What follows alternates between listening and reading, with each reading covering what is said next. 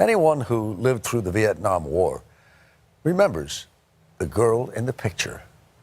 The picture captures a terrible moment while also raising a poignant question. A question Jane Pauley sets out to answer in our Sunday morning cover story. A little girl screaming in pain, trying to outrun the napalm burning her body. An image seared into our consciousness still. The horrors of war visited upon an innocent child. Did you ever wonder what happened to that little girl? You can call me Kim or Kim Phuc. Now I'm 52. So 43 years ago, That I got burned.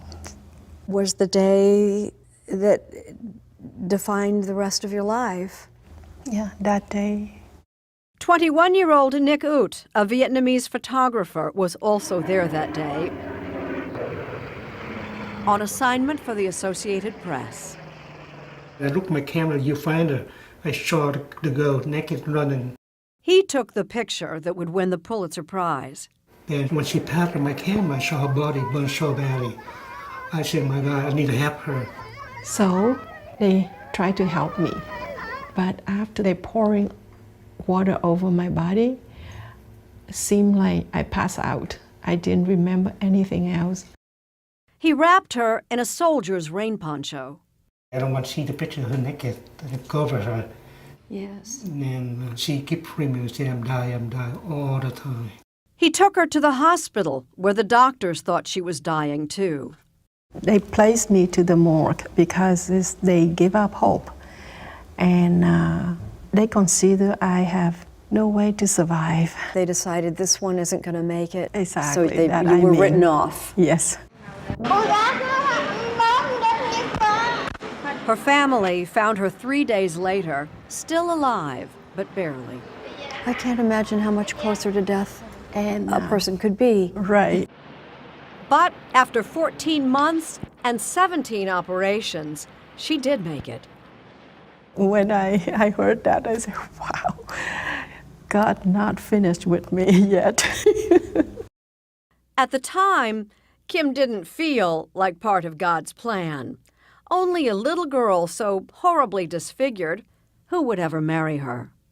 At 9 years old, I remember, I thought, oh my goodness, I got burned and I became ugly. And people will see me different way. So she dreamed of becoming a doctor, and at 19 started medical school. But the picture caught up with her. The late CBS News correspondent Bob Simon talked to her in 1985. She has glandular problems, headaches, and loss of memory. She wanted to study medicine, but had to give it up because of her health. I didn't know what going on, but I know that I couldn't go to school. That was a low point in my life. And it built me up with hatred, bitterness, and anger. When she could, she escaped to the library to read. I just want simply to find a purpose for my life. Why I still alive? And at the library, she found an answer. Among the book I read is the Bible, New Testament. That is an amazing turning point in my life. When I became Christian, I have so much peace in my heart. I just trust that God will open the door for me. By luck, she was introduced to Vietnam's prime minister and told him that because of all those interviews, she couldn't study anymore. I remember when I met him for the first time, I told him all my story. You tell the truth to the prime minister. Yes, and he said, why they did that to you? I will help you. And he did. She was sent to the University of Havana with other Vietnamese students. And there, the girl who thought she was too ugly to be loved found the husband she thought she'd never have. You know what she calls you?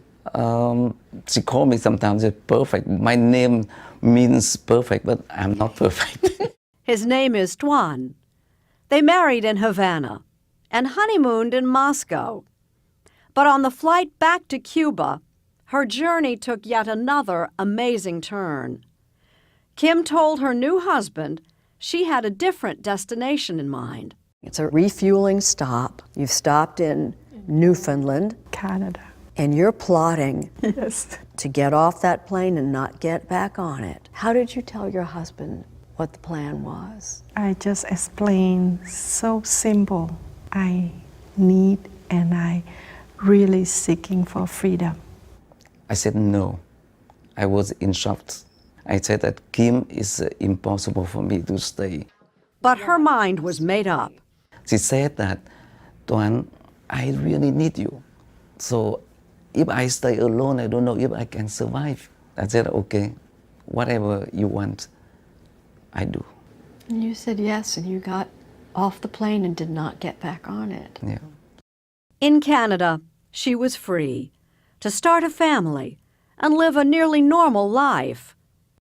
But once again, the picture caught up with her. Only this time, she embraced it. I realized that that picture is a powerful gift for me.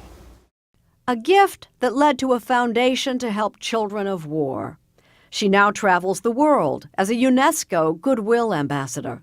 I share with the people how horrible war it is, how much people suffer, and I was one of them.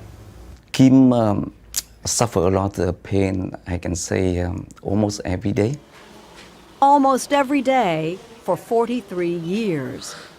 When serious burns heal, the scarring isn't merely disfiguring. It can cause lifelong agony. So how do you deal with the pain? Wow, I prayed and I set up in my mind that I never concentrate on my pain. When the pain comes to me, I try to distract my mind by doing something, go out for a walk, or talk on the phone, or singing a song. She Now turns to it's- her faith, but still sometimes she despairs. I hated my life. But I cannot wait to go to heaven to enjoy that no scar, no pain.